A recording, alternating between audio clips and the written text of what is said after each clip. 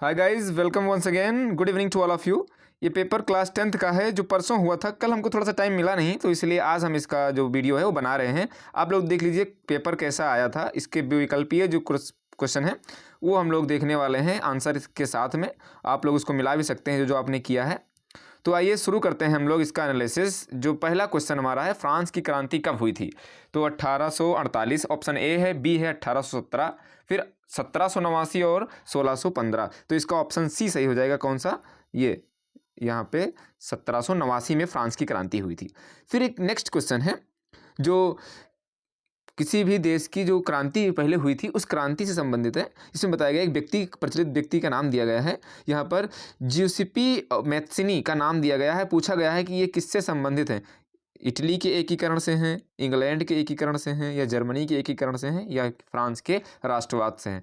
तो इन्होंने इटली की क्रांति में अहम भूमिका निभाई थी, तो इसीलिए ये हो जाएगा इटली का एकीकरण। ओके, तो ऑप्शन नंबर ए ये सही हो जाएगा। जो ज्यूसिपी मैत्सिनी है, इसका संबंध इटली के एकीकरण से है। क्वेश्चन नंबर हम लोग बढ़ते हैं 3 की ओर। जो हमारा यहाँ पर दिया गया है, एक पुस्तक का नाम है हिंद स्वराज। तो हिंद स्वराज जो पुस्तक है किसने लिखी है? तो ये लिखी गई हिंद स्वराज पुस्तक महात्मा गांधी के द्वारा। ये पेपर जो हुआ था पेट, यूपी गवर्नमेंट एक पेट पेपर कराती है। अगर आप यूपी SSC जो Uttar Pradesh subordinate selection commission होता है, ये अब जो पेपर कराता है, तो उसका पेपर इसके पेट के नाम से जाना जाता है, क्योंकि इसके लिए आपको पेपर पहले देना पड़ेगा। फिर आप किसी नौकरी में जगह निकलेगी तो वहाँ पर आप उसमें अप्लाई कर सकते हैं कट ऑफ के हिसाब से, जैसा नंबर आएगा, क्योंकि कंपटीशन में ज़्यादा भीड़ ना हो। तो उसमें भी ये क्वेश्चन पूछा गया था। ओके, मैंने भी पेपर दिया था, तो मेरे ही शिफ्ट में ये क्वेश्चन आया था। फिर लिखा हुआ है, निम्नलिखित में से किसने बारदोली सत्याग्रह का नेतृत्व किया था? तो ये जो जीके है, आप लोग कंपटीशन में जाते हैं तो यहाँ से क्वेश्चन बहुत पूछे जाते हैं, क्योंकि जाहिर सी बात है फिजिक्स और केमिस्ट्री और ये जो बायोलॉजी है, साइंस का बहुत वेटेज कम हो रहा है। ये जिनका जो क्षेत्र है उसमें जा रहे हैं क्वेश्चन, लेकिन जो बाकी कम्पिटिटिव एग्जाम होते हैं, पुलिस का हो गया, लेखपाल का हो गया, और बाकी इतने हैं, उसमें तो जीके सब में रहता ही है। जीएस पेपर जो होता है उसमें पूरा रहता है। जनरल स्टडी में ये इतिहास और नागरिक शास्त्र, भूगोल और अर्थशास्त्र ये सब आता है। तो आपको ये पढ़ना, अगर आपका बेसिक लेवल यहाँ से हाई स्कूल तक अच्छे से कंप्लीट है, तो आपको दोबारा बार बार फिर पढ़ने की ज़रूरत नहीं है, क्योंकि आप सोशल साइंस में अगर अच्छे पढ़ रहे हैं तब। ओके, तो ये बारदोली सत्याग्रह जो संबंधित है, ये है सरदार वल्लभ भाई पटेल से। तो ये ऑप्शन हो जाएगा कौन सा? डी ऑप्शन इसका सही हो जाएगा। तो इसमें आप ऑप्शन भी थे, आप देख रहे हैं क्या बताना इसको। नेक्स्ट क्वेश्चन है 5 नंबर। जब फ्रांस छींकता है तो बाकी यूरोप को सर्दी जुकाम हो जाता है। यह कथन, ये प्रसिद्ध कथन किसने कहा था? तो ये जो कथन है, ऑप्शन नंबर ए है, मेटरनिख ने कहा था, नेपोलियन ने कहा था, या लुई फिलिप ने कहा था, या चर्चिल ने कहा था। तो इस कथन को कहा था मेटरनिख ने। किसके संदर्भ में? नेपोलियन के संदर्भ में कहा था। ठीक, जो नेपोलियन है वो फ्रांस का है, तो इसी के संदर्भ में इन्होंने, मेटरनिख ने कहा था कि जब फ्रांस छींकता है तब यूरोप को क्या हो जाता है? सर्दी जुकाम हो जाता है। तो नेपोलियन की बढ़ती शक्ति की वजह से ये कथन इसने बोला था। ओके, क्वेश्चन नंबर 6 की ओर बढ़ते हैं। हमारा 6 क्वेश्चन है कि भारतीय संघ जो है उसमें राज्यों की संख्या कितनी है? तो पहले 29 राज्य थे, लेकिन जब जम्मू कश्मीर को यूनियन टेरिटरी बनाया गया और लद्दाख को साथ में, तब इसमें 28 ही रह गए हैं। तो यहाँ पर बी ऑप्शन सही हो जाएगा। तो इसका ऑप्शन हो जाएगा बी। कौन सा? 28 राज्य हैं भारत में। फिर है विश्व का सबसे बड़ा लोकतांत्रिक देश। तो इंडिया जो ऑप्शन है, इंडिया, यूएसए, ग्रेट ब्रिटेन और रूस। तो इंडिया विश्व का सबसे बड़ा लोकतांत्रिक देश है। ओके, फिर है भारत के जो संविधान में अनुसूची दी गई हैं उसमें कुल कितनी भाषाएं हैं? तो 8वीं अनुसूची में भाषा का वर्णन है, तो उसमें कुल मिलाकर के 22 भाषाओं का वर्णन है। ओके, तो 22 भाषा इसका सही ऑप्शन हो जाएगा। फिर हम लोग बढ़ते हैं नेक्स्ट क्वेश्चन की ओर। पहले भाषाएं 14 थी, लेकिन बाद में संविधान संशोधन हुआ और 8 भाषाएं फिर बाद में जोड़ी गई। ओके, तो नेक्स्ट क्वेश्चन है, लोकतंत्र में जो शक्ति होती है उसका स्रोत कौन है? लोकतंत्र में शक्ति का स्रोत क्या होता है? जनता है, संसद है, प्रधानमंत्री है, या फिर राष्ट्रपति है? तो समस्त जो लोकतंत्र की शक्ति होती है वो जनता में निहित होती है। तो जनता जो है वो इसका सही ऑप्शन हो जाएगा। लोकतंत्र की पूरी शक्ति आप लोगों में है, भारत की जनता में है, उन व्यक्तियों में है जो वयस्क हो चुके हैं, अपना मताधिकार रखते हैं। ओके, नेक्स्ट क्वेश्चन है, 10 निम्नलिखित में से किस देश का विभाजन धर्म और जाति के आधार पर हुआ? तो आप लोग समझते ही हैं, भारत का विभाजन जो हुआ था, पाकिस्तान जो अलग हुआ था, वो धर्म और जाति के आधार पर ही हुआ था, हिंदू मुस्लिम का बंटवारा हुआ था। तो हमारा बी ऑप्शन सही हो जाएगा। तो इसको तो आप लोगों ने पूरा पक्का किया ही होगा। तो अगर आप 9th में हैं तो इसी तरह से क्वेश्चन आने वाले हैं। तो भैया आप लोगों को मन लगा के सही से पढ़ना है कि देख लीजिए लेवल क्या है क्वेश्चन का। अगर आपने सही से पढ़ा है ध्यान से तो आप आराम से कर ले जाएंगे। ओके, फिर क्वेश्चन नंबर 11 है, प्रति व्यक्ति आय को अन्य किस नाम से भी जाना जाता है? तो प्रति व्यक्ति आय को औसत आय कहते हैं, या राष्ट्रीय आय कहते हैं, या व्यक्तिगत आय कहते हैं, या फिर उपयुक्त में से कोई नहीं। तो प्रति व्यक्ति आय जो है ये राष्ट्रीय आय भी कहलाती है, मतलब नेशनल इनकम जो होती है ये राष्ट्रीय आय जो है ये हो जाएगी। ओके, फिर नेक्स्ट क्वेश्चन हमारा है ये 12, लिखा है द्वितीयक क्षेत्रक को अन्य किस नाम से जाना जाता है? तो द्वितीयक क्षेत्र का दूसरा नाम क्या है? तो आप लोग जानते हैं प्राथमिक, द्वितीयक और तृतीयक 3 क्षेत्र होते हैं। तो इसमें से औद्योगिक क्षेत्र है, यानी कच्चा माल जहाँ से उत्पादित होता है, जैसे फसल वसल हो गया, जहाँ पर वो प्राथमिक स्तर होता है। फिर औद्योग, कच्चा माल जहाँ पर आता है, जैसे मान लो गन्ना हो गया, तो गन्ना उत्पादन करते हैं किसान, वो प्राथमिक क्षेत्र हो जाएगा। द्वितीयक क्षेत्र ये मिल में जाएगा, तो मिल फैक्ट्री होती है, उद्योग होता है। तो ये ऑप्शन हो जाएगा आपका कौन सा? सी, औद्योगिक क्षेत्र होता है। ठीक, ये औद्योगिक क्षेत्र है जो द्वितीयक स्तर में आता है। सेवाओं को किस क्रियाकलाप के क्षेत्र के अंतर्गत रखा जाता है? क्वेश्चन नंबर 13 है। तो सेवाएं जो होती हैं वो तृतीय जो क्षेत्रक होता है उसके अंतर्गत आती हैं। तो ऑप्शन नंबर ए सही हो जाएगा, तृतीयक क्षेत्र जो है वो हो जाए होगा इसका आंसर। ऐसे बाकी ऑप्शन आप देख सकते हैं। फिर 14 क्वेश्चन है वो उसको देखते हैं। लिखा है भारत का अधिकांश विदेशी व्यापार किस रास्ते से होता है, मतलब किस मार्ग से होता है? सड़क मार्ग से होता है। तो जानते हैं आप बाकी देशों को, कुछ ही देश हैं जाने के लिए सड़क है, बाकी तो सड़क है नहीं। फिर दूसरा है समुद्री मार्ग या रेल मार्ग या तो वायु मार्ग। तो समुद्री मार्ग जो है सबसे सस्ता, अगर परिवहन की बात की जाए तो समुद्री मार्ग सबसे सस्ता होता है, क्योंकि वहाँ पर रोड बनाने की जरूरत नहीं पड़ती है, और बड़े बड़े जहाज होते हैं उसमें आप लोग घर वर बना के भी रह सकते हैं। तो समुद्री मार्ग जो है वो सबसे सस्ता और फिर सबसे अधिकांश यानी ज़्यादा मात्रा में विदेश से व्यापार होने वाला एक साधन होता है। ठीक, क्वेश्चन नंबर है 15, भारत का राष्ट्रीय उपभोक्ता दिवस है वो कब मनाया जाता है? तो राष्ट्रीय उपभोक्ता दिवस ये मनाया जाता है 24 दिसंबर को।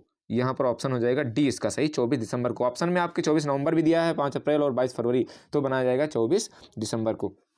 आज मैं वीडियो शूट कर रहा हूँ ये 4 फरवरी को। 4 फरवरी को मनाया जाता है विश्व कैंसर दिवस। तो आज विश्व कैंसर दिवस है। ओके, फिर 2 फरवरी को मनाया गया था world wetland day. Wetland day मतलब दुनिया भर में आर्द्र भूमि के संरक्षण के लिए आज ही के दिन, यानी 2 फरवरी को, आज तो 4 फरवरी है, 2 फरवरी के दिन ईरान में एक शहर है रामसर, वहाँ पर जो वेटलैंड है यानी आर्द्र भूमि है उसके संरक्षण के लिए सम्मेलन हुआ था, तभी से मनाया जाता है आर्द्र भूमि दिवस 2 फरवरी को। आप एडिशनल जानकारी है, you can keep in your mind. फिर क्वेश्चन नंबर 16 पहले है, इनमें से किस संघ या जो राज्य का क्षेत्र है उसमें काली मिट्टी पाई जाती है?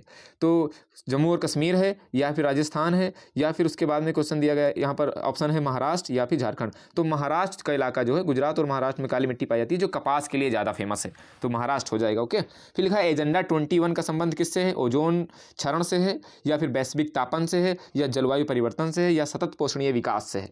तो जो एजेंडा 21 है वो डी ऑप्शन हो जाएगा, सतत पोषणीय विकास से इसका संबंध होता है। आप मॉन्ट्रियल प्रोटोकॉल का नाम सुने होंगे, उसका संबंध है ओजोन क्षरण से, ओजोन परत के संरक्षण से संबंधित है मॉन्ट्रियल प्रोटोकॉल। मॉन्ट्रियल जो है भैया वो है कहाँ पर? कनाडा में। ओके, फिर एक क्योटो प्रोटोकॉल संबंधित होता है, वो ग्लोबल वार्मिंग से संबंधित है, मतलब जलवायु परिवर्तन से संबंधित है। वो किससे है? वो वहाँ मतलब ये है क्योटो कहाँ है?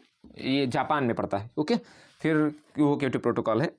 फिर क्वेश्चन नंबर है हमारा 18, ग्रीन इंडिया मिशन, यानी भारत में मिटते जंगल को मिटाने के लिए एक मिशन चलाया गया था, ग्रीन इंडिया मिशन। ये लॉन्च किया गया था कब? 2013 में, 2012 में, 2014 में या 2011 में? तो इसका सी ऑप्शन सही हो जाएगा, 2014 में, यानी 2014 में ग्रीन इंडिया मिशन लॉन्च किया गया था। फिर है निम्नलिखित में से कौन सा फसल मुख्य रूप से जायद फसल का उदाहरण है? तो रबी जो होती है गेहूं चना होती है, धान तो जो होता है वो खरीफ होता है, जायद जो है तरबूज है, जो 1 आध 2 महीने में लगभग हो जाता है, गर्मी के मौसम में जून में बोई जाती है, फिर उधर ही कट जाती है मई जून में। तो ये हो जाएगा, बहुत जल्दी होता है। फिर नेक्स्ट क्वेश्चन हमारा है आग्नेय चट्टान जो है, ये 20वां क्वेश्चन है। आग्नेय चट्टान में पाया जाने वाला कौन सा खनिज है? तो आग्नेय चट्टान जो होती है वो परतदार तो होती नहीं है, उसमें उतने ज़्यादा पोषक तत्व भी नहीं पाए जाते हैं। तो आग्नेय चट्टान जो है ये लावा से निकलती है, जो मैग्मा पृथ्वी के अंदर से निकलता है, लावा जिसे बोलते हैं। मैग्मा तो अंदर रह जाता है, उसको बोलते हैं ज्वालामुखी जब फूटता है। लावा बाहर वाला होता है, तो उसकी जमा होने से बनता है, तो उससे धात्विक पदार्थ जो होते हैं वो निकलते हैं। तो आप जान जाएं कि फास्फेट जो है वो एक मूलक होता है या फिर आयन का समूह होता है, ये तो है नहीं। अगर आप साइंस पढ़ें तो नमक जो है ये भी उसमें नहीं होता है, ग्रेफाइट भी नहीं होता है। जस्ता जो है ये, इसमें सोना, चांदी, जस्ता, ये सब, निकेल और कॉपर, ये सब पाए जाते हैं। तो जस्ता इसका सही ऑप्शन हो जाएगा। और बाकी जो क्वेश्चन आए हुए हैं वो आप लोग देख लीजिए यहाँ पे, ठीक। ये पहले मिटा दें, या बाकी क्वेश्चन आप लोग देखें। ये फिर खंड बा में है, आपको छोटे 80 शब्दों में आंसर देना है। आप इसको देखते जाइए। यहाँ पे फिर क्वेश्चन जो आए हैं वो सभी विषय से, जो आपके 4 सब्जेक्ट हैं उनसे आए, पूछे गए हैं। ये हम बढ़ा रहे हैं ऐसे, आप देख सकते हैं। ओके, यहाँ पे जर्मनी के एकीकरण से भी क्वेश्चन आया हुआ है, मृदा अपरदन से क्वेश्चन आया है, और फिर अलौह खनिज से आया है, और ये विस्तृत का है, 6 नंबर का आया है। मानव विकास सूचकांक से आया हुआ है, और फिर ये भारतीय अर्थव्यवस्था का ये क्वेश्चन है, लॉन्ग आया है ऑप्शन इसमें था, मतलब आप अथवा करके लगा सकते हैं। फिर ये मानचित्र से आया है, आप देख सकते हैं, वह स्थान जहाँ नील की खेती, इसको आपको दर्शाना भी था मानचित्र में। वह स्थान जहाँ नील की खेती करने वाले जो किसान हैं उनका आंदोलन हुआ। तो नील कहाँ पर हुआ था? नील खेती ये हुआ था, ये आपको शायद याद हो, जो गुजरात नहीं, आप बोल सकते हैं इसको, बिहार में एक स्थान है, बिहार में जो स्थान है जहाँ पर नील की खेती हुआ था, चंपारण सत्याग्रह, ठीक। तो चंपारण जो है वो नील की खेती के लिए फेमस हुआ था, ठीक। अब सबने आज्ञा आंदोलन से क्वेश्चन आया था।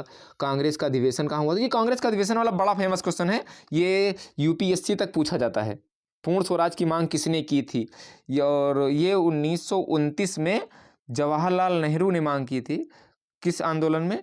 वो आंदोलन नहीं, ये एक अधिवेशन हुआ था कांग्रेस का, ये हुआ था 1929 में लाहौर में। ओके, तो लाहौर इस समय पाकिस्तान में है। बाकी जलियांवाला बाग हत्याकांड है, और वह स्थान जहां दिसंबर 2020 में कांग्रेस का अधिवेशन हुआ है। तो ये हमको ध्यान नहीं आ रहा है अधिवेशन कांग्रेस का कहाँ पर 2020 वाला हुआ है ये। और बाकी आप लोग, ये क्वेश्चन थे जो आपको दर्शाना है। गेहूं उत्पादक राज्य का नाम, सबसे बड़ा गेहूं उत्पादक राज्य उत्तर प्रदेश ही है अपना।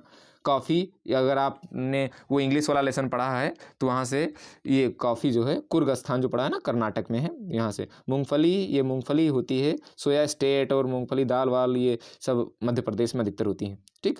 बाकी आप चीज़ें देख सकती हैं। टर्मिनल गलियारा जो है, ये हमको थोड़ा से याद नहीं आ रहा है। फिर खनिज तेल का सबसे बड़ा उत्पादक शायद राजस्थान होना चाहिए यहाँ पर। तो इस तरह से ये आपके क्वेश्चन हुए, जो 29 क्वेश्चंस थे। आई होप आपने बेटर किया होगा। और जो नेक्स्ट लोग आने वाले, क्योंकि आपके एग्ज़ाम तो शायद ख़त्म हो गए, जिसका संस्कृत हो शायद वही बचा होगा। और बाकी आप लोग इसके बाद में जो अपनी तैयारी इसी की तरह से जारी रखें। आप थोड़ा सा रेस्ट कर लें, क्योंकि आप लोग बहुत मेहनत कर चुके हैं। फिर हम आप लोगों के लिए एक कोर्स जो है वो फिर से नया कोर्स शुरू करने वाले हैं, तब उसमें आप लोग हमारे साथ में जुड़ सकते हैं। मैं उसका जो एडिशनल उसके बारे में जानकारी है वो आपके साथ शेयर करता रहूँगा। तो आज के लिए इतना ही, तो हम लोग मिलते हैं नेक्स्ट वीडियो में। Thank you so much for joining us.